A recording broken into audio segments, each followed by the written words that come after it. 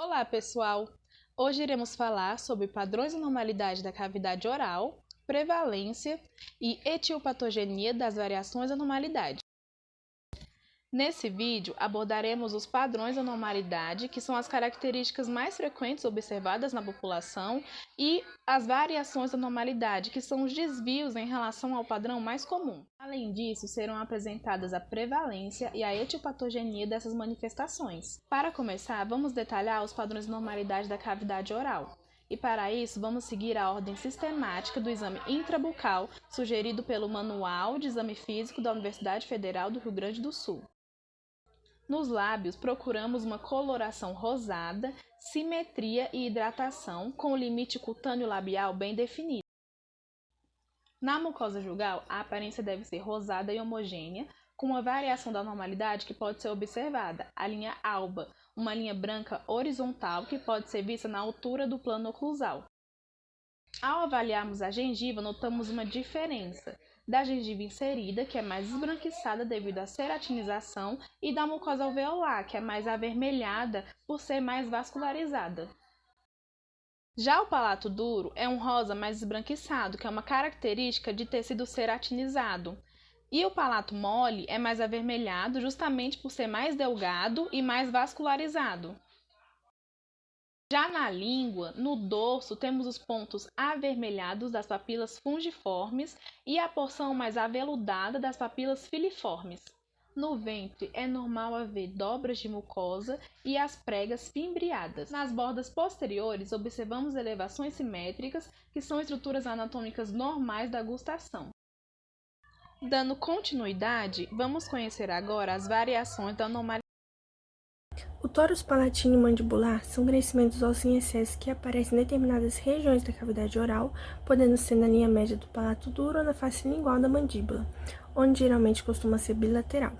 Eles são comuns não patológicos, mas podem causar sintomas como incômodo, traumatismo da mucosa, dificuldade para adaptação de uso de próteses dentárias e interferências na fala, deglutição e mastigação, a depender do seu tamanho, forma e localização.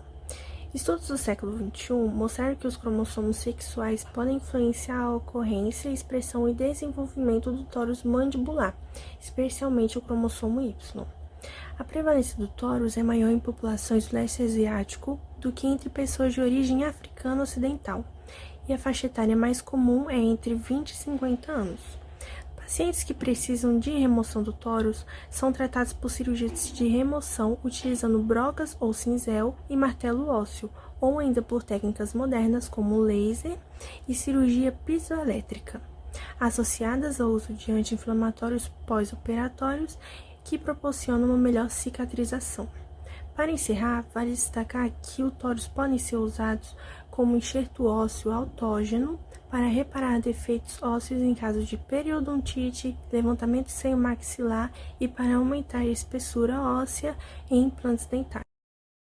Quanto à etiopatogenia, tanto do tórus palatino quanto do tórus mandibular, cerca de 30% das causas vão derivar de fatores genéticos, enquanto os outros 70% vêm de fatores ambientais. E nós podemos citar o estresse mastigatório, que vai causar uma pressão oclusal sobre os dentes, como um dos principais. Já em relação à prevalência mundial, o tórus palatino ele vai variar de 0,4 a 61,7%, enquanto o tórus mandibular ele vai variar de 1 a 64%. Então, depende da população. E em relação à etnia, é observado que pessoas do leste asiático elas vão ter 2 vezes mais propensão a desenvolver o tórus palatino do que pessoas da África Ocidental. Já o tórus mandibular, ele é mais percebível em pessoas da Ásia e esquimós.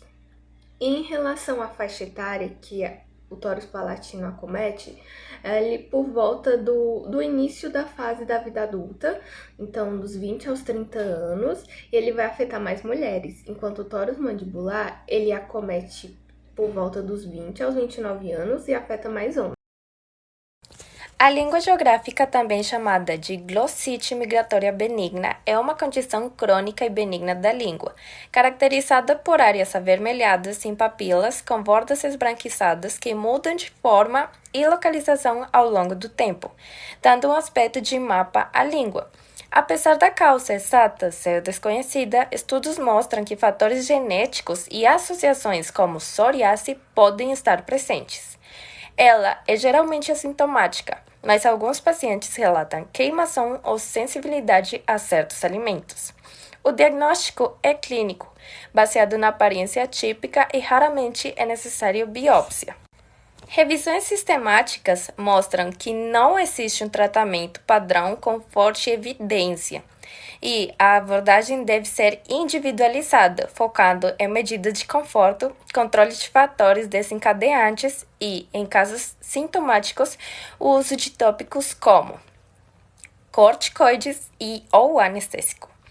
Portanto, a língua geográfica é uma variação da normalidade, que raramente prejudica a saúde, mas merece atenção, quando associada a sintomas ou condições sistemáticas como a psoriase. A orientação clínica correta garante manejo adequado e a segurança para o paciente.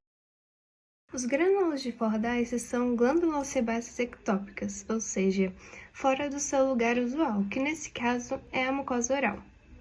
Clinicamente, elas se manifestam como pequenas pápulas amareladas ou esbranquiçadas. Suas localizações mais prevalentes são a mucosa jugal e os lábios, mas elas também podem afetar as áreas genitais. Sua prevalência na população adulta mundial é altíssima, estimada em cerca de 80% a 90%. A origem dos grânulos de Fordyce envolve a migração aberrante de células sebáceas durante o desenvolvimento embrionário, levando à sua localização ectópica na mucosa oral. Portanto, a etiopatogenia dos grânulos de Fordyce está relacionada à diferenciação e migração das células sebáceas do ectoderma. Embora presentes desde o nascimento, essas glândulas podem se tornar clinicamente visíveis durante a puberdade, devido ao estímulo hormonal que induz o seu crescimento. É importante também ressaltar os diagnósticos diferenciais. Por se apresentarem como múltiplas pápulas, elas podem ser confundidas por pessoas leigas com outras condições, como herpes labial ou até mesmo lesões por HPV labiais. Contudo, o diagnóstico para um profissional é claro e confirma sua natureza benigna. Por fim, os grânulos de Fordyce tratam-se de uma condição assintomática e inofensiva, sendo considerada uma variação da normalidade. Portanto, na grande maioria dos casos, não requer qualquer intervenção terapêutica, e o seu tratamento pode ser considerado apenas mediante uma queixa estética do paciente. A língua pilosa é uma condição caracterizada pelas papilas alongadas e acastanhadas devido ao crescimento de bactérias e pigmentos, como o tabaco. A aparência é semelhante a pelos. Há vários fatores que ocasionam a língua pilosa, como o uso de antibióticos de largo espectro, uso de corticoides sistêmicos e também é observado em tabagistas e em pacientes que foram submetidos à radioterapia de cabeça e pescoço. Isso ocorre porque a alteração da microbiota e proliferação de fungos e bactérias cromogênicas, ou seja, elas produzem pigmento, e devido ao crescimento papilar excessivo. A prevalência da língua pilosa é de 0,5% a 11,3%. Nessa imagem de uma língua pilosa, a gente pode observar suas características, que são as papilas alongadas e a cor acastanhada, que é devido ao crescimento de bactérias e também pelo pigmento, como o do tabaco. E ela tem um aspecto de pelos. Fica clara a importância de saber sobre a anatomia da cavidade oral e suas variações e compreender que se uma estrutura está fora dos padrões, não significa malignidade. É com esses conhecimentos que podemos traçar um diagnóstico e diferenciar algo benigno de maligno. Também vale dizer que, como as variações não são patologias, elas não precisam de um tratamento, mas elas podem gerar desconforto estético para o paciente. Dessa forma, podemos concluir que o profissional cirurgião dentista deve estar sempre atualizado para conseguir alcançar o maior dos objetivos, que é o bem-estar do paciente. Essas são as nossas referências. Muito obrigada pela atenção, pessoal.